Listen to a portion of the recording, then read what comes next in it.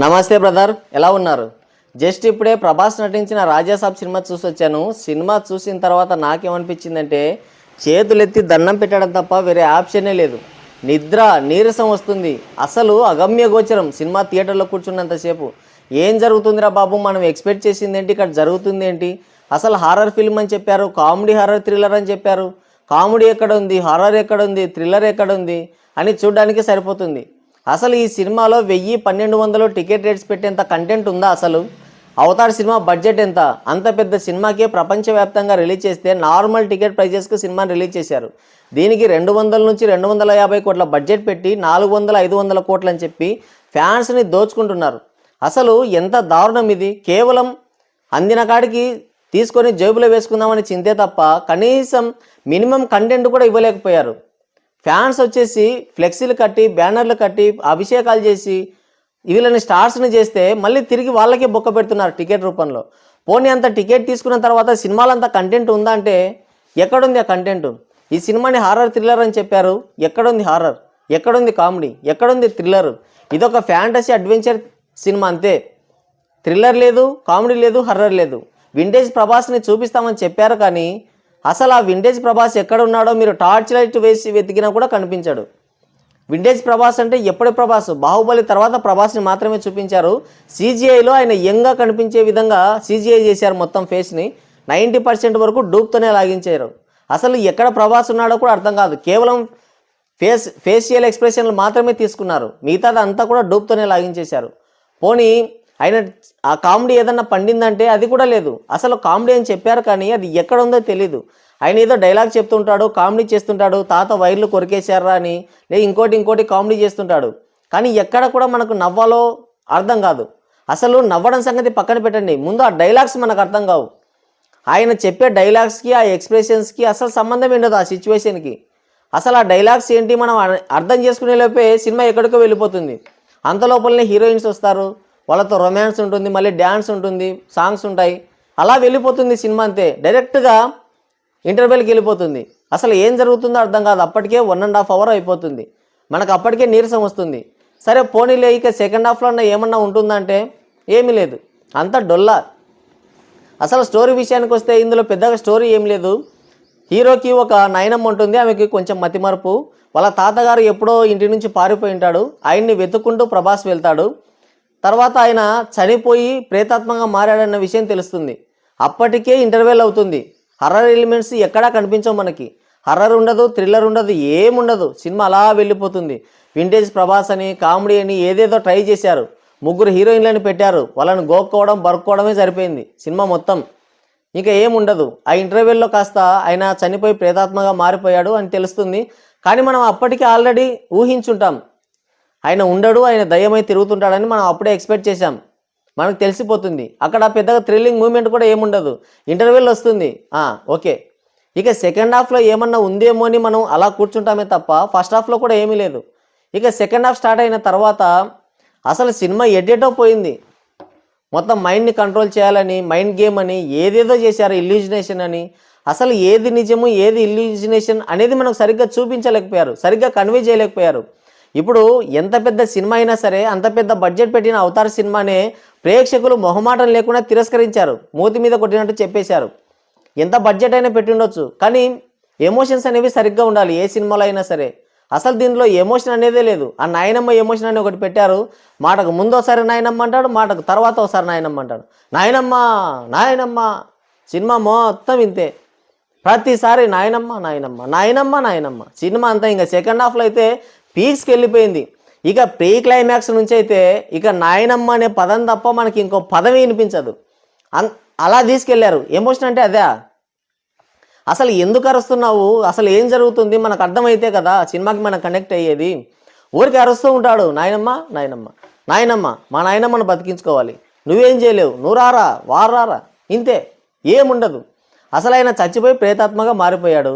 చనిపోయిన తర్వాత ప్రేతాత్మగా మారిపోయి అన్ని శక్తులు వచ్చినోడికి మైండ్ గేమ్ ఆడాల్సిన అవసరం ఏముంది? మైండ్ గేమ్తో పనేముంది? మనం వచ్చింది ఏంటి? హారర్ కామెడీ థ్రిల్లర్ అని చెప్పారు. మేము అదే ఎక్స్పెక్ట్ చేసి వెళ్ళాం. సరే మినిమం కంటెంట్ ఉంటుంది, హర్రర్ అన్నారు, అక్కడక్కడ కొన్ని జలకులు వచ్చినా బాగుంటుంది. ఇక కామెడీ అంటే యాజ్ ఇట్ ఈస్గా ప్రేమ కథా చిత్రం, ఆల్రెడీ మహాన్ బావుడి లాంటి సినిమాలు చూసాం. ఇంకా బాగుంటుంది, భలే భలే మగాడు పోయి ఈ టైప్లో వెళ్ళిపోతుందేమో కామెడీతో, చాలే అనుకున్నాం. అంటే మినిమం అంటే మనం ఎంటర్టైన్ అయితే చాలే అనుకున్నాం. పెద్ద ఎక్స్పెక్టేషన్స్ ఏం పెట్టుకొని వెళ్ళలేదు సినిమాకి. కామెడీ లేదు, హర్రర్ లేదు, థ్రిల్లర్ కూడా లేదు, ఒక ఫ్యాంటసీ అడ్వెంచర్ ఏదేదో చేశారు. కానీ ఏం చేశారో తెలీదు, మనకు అర్థం కాదు. అర్థమయ్యేలోపు సినిమా అయిపోతుంది. అప్పటికే 3 గంటల టైం, 3 గంటలకి పైగానే ఉంది. ఇది 3 గంటల 5 నిమిషాలేమో ఉంది సినిమా మొత్తం. అయినా సరే ఎక్కడ కూడా వావ్ బాగుంది సినిమా అన్న మూమెంట్సే లేవు. వింటేజ్ ప్రభాస్ అన్నారు, ఓన్లీ కేవలం ఆ సాంగ్స్, డ్యాన్సులు, ఆ కలర్ఫుల్స్, ఆ అమ్మాయిలతో వాళ్ళతో రొమాన్స్, ఇదే సరిపోయింది. మొత్తం సినిమా అంతా యాస్టీస్గా మొత్తం 75% వరకు కేవలం ఆ ముగ్గురు హీరోయిన్ని చూపించడానికే సరిపోయింది.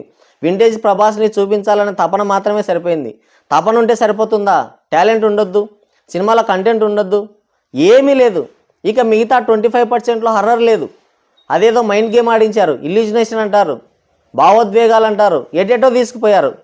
ఇక ప్రీ క్లైమాక్స్లో అయితే లేచి పారిపోదామా అన్నంత ఘోరంగా ఉంది. ప్రీ క్లైమాక్స్ నుంచి ఇక క్లైమాక్స్ వరకు అయితే దేవుడు ఆలకించాడు. ఇంకోటి ఏంటంటే ట్రైలర్లో చూపించిన చాలా సీన్స్ దీంట్లో లేవు. ఆ ముసలితో ఒక ఫైట్ సీన్ పెట్టారు కదా, అది చూస్తే మీకు నిజంగా నవ్వొస్తుంది. అసలు ఆ ఫైట్ జరుగుతూ ఉంటుంది కానీ ఎందుకు ఇదంతా అని అనిపిస్తూ ఉంటుంది. అదొక ఇల్యూజినేషన్లో జరుగుతుంది, రియల్గా జరగదు. అదొక ఇల్యూజినేషన్లో జరుగుతుంది. మనకేం ఎటువంటి ఫీలింగ్స్ ఉండవు, ఎటువంటి ఎమోషన్స్ ఉండవు. అరే సూపర్ విజిల్ వేసే మూమెంట్ అక్కడ ఉండదు. అప్పటికే మనకు నీరసం వచ్చి ఉంటుంది, ఏంట్రా బాబు ఈ తలనొప్పి అని. అక్కడ ఆ ఫైట్ పెట్టారు. ఇక ట్రైలర్లో ఉన్న కొన్ని షాట్స్ ఇలా తలకిందులుగా వచ్చే సీన్స్ ఉన్నాయి కదా, అవన్నీ లేపేశారు. అవి ఎక్కడ పెట్టారో కూడా తెలుసు, కానీ దాని ప్లేస్లో సాంగ్స్ పెట్టారు, దాన్ని లేపేశారు.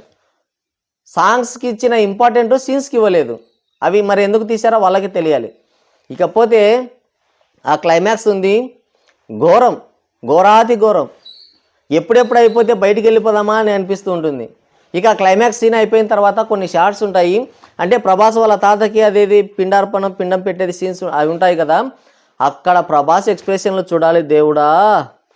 ఇంకా మీరు జన్మలో ప్రభాస్ సినిమాలకి పోరేమో, వద్దురా బాబు వింటేజ్ ప్రభాస్ మాకు అవసరమే లేదు అని చెప్తారు. అలా ఉన్నాయి, పక్కా తెలిసిపోతూ ఉంటుంది. కేవలం ఫేషియల్ ఎక్స్ప్రెషన్స్ మాత్రం తీసుకున్నారు, అక్కడ డూబ్ను పెట్టి లాగించారు. అసలు మీరు ఆ ఒక్క సీన్ చూస్తే చాలు, వద్దు మహాప్రభు మాకు వింటేజ్ ప్రభాస్ వద్దని లేచి వచ్చేస్తారు.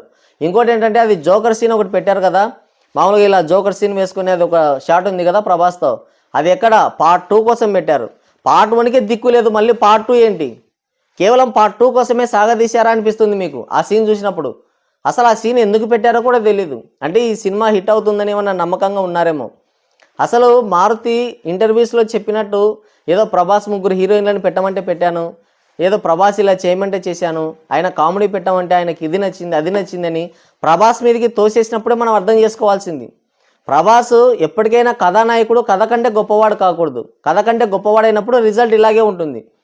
కథానాయకుడు ఎప్పటికి కూడా కథలో లీనమైపోయి ఉండాలి, కథకు తగ్గట్టుగా ఉండాలి. హీరోయిజం కావచ్చు, ఎలివేషన్స్ కావచ్చు, ఇంకేదైనా కావచ్చు, సాంగ్స్ కావచ్చు, డ్యాన్స్ కావచ్చు, రొమాన్స్ కావచ్చు, అన్నీ ప్రతిదీ. కానీ దీంట్లో కథకు తగ్గట్టుగా కాకుండా కథను దాటి వెళ్ళిపోయింది. హీరోయిజం కానీ, ఎలివేషన్స్ కానీ, వింటేజ్ ప్రభాస్ అనే కామెడీ సీన్స్, నానా చెత్త అంతా పెట్టారు. కథకు దానికి అసలు సంబంధమే లేదు. అసలు గట్టిగా మాట్లాడితే దీంట్లో కథ కూడా లేదు. కేవలం ఏదో ప్రభాస్ ఉన్నాడు, కథను మొత్తం చేంజ్ చేసేసి ఆయన్ని ఏదో ఓ రేంజ్లో చూపించేస్తే ఇక ఫ్యాన్స్ అంతా వచ్చేసి 1000-1200 పెట్టి టికెట్ కొంటారు. సంక్రాంతి సీజన్లోనో లేదంటే ఏ సీజన్లో వచ్చినా సోలోగా రిలీజ్ అయితే సినిమాకి కలెక్షన్స్ వస్తాయి, మనం గట్టున పడవచ్చు అన్న ఉద్దేశంతో తీశారే తప్ప దీంట్లో అసలు 200-100 రూపాయలు పెట్టే కంటెంట్ కూడా లేదు. అసలు స్టోరీ లేదు. స్టోరీ మొత్తాన్ని మార్చేశారు. వాళ్ళు ముందు చెప్పినట్టుగానే ప్రభాస్ వచ్చిన తర్వాత స్టోరీ మొత్తాన్ని చేంజ్ చేసేసారు. ముందు అనుకున్న స్టోరీ వేరు, ఈ సినిమాలో ఉన్న స్టోరీ వేరు. పోనీ ఆ ఉన్న స్టోరీ అయినా సమంగా చూపించారా అంటే అది లేదు, ఏమీ లేదు. ఇక పార్ట్ 2 ఎందుకు పెట్టారో నాకైతే తెలీదు. అసలు ఈ పార్ట్ 1 పార్ట్ 2 గోలేంద్ర దేవుడా. అసలు పార్ట్ 1 సినిమా హిట్ అవుతుందో లేదో తెలీదు, కానీ పార్ట్ 2 కోసం ఏదో రాసి పెట్టుకుంటారు. ఆ రాసేదేదో పార్ట్ 1కి స్టోరీకి రాయొచ్చు కదా, అలా కాదు, పార్ట్ 2 కోసం దాచిపెడతారు, జోబులో పెట్టుకొని తిరుగుతూ ఉంటారు. అసలు ఈ సినిమా చూస్తే మీరు ఫస్ట్ హాఫ్ చూసి బయటకు వచ్చేస్తే పర్వాలేదు, ఇక సెకండ్ హాఫ్లో ఉన్నారా బీభత్సమే జరిగిపోద్ది. సినిమా అయితే అస్సలు బాగాలేదు మొత్తం.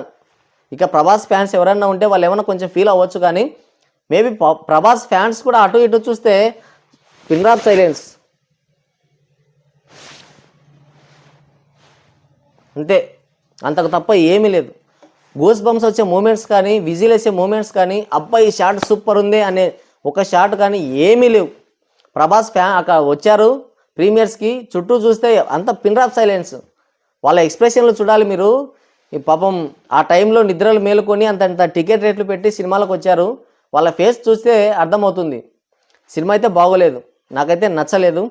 మేబీ మీకు నచ్చొచ్చు, మీరు కూడా వెళ్ళండి. నాకు నచ్చంది మీకు నచ్చొచ్చు, నాకు నచ్చలేదని మీకు నచ్చకూడదని ఏమీ లేదు. కాబట్టి మీరు వెళ్ళాలనుకుంటే వెళ్ళండి. ఇదైతే హారర్ కామెడీ థ్రిల్లర్ కాదు, ఓన్లీ ఫ్యాంటసీ అడ్వెంచర్ థ్రిల్లర్. ఇది థ్రిల్లర్ కూడా కాదు, ఫ్యాంటసీ అడ్వెంచర్ అంతే.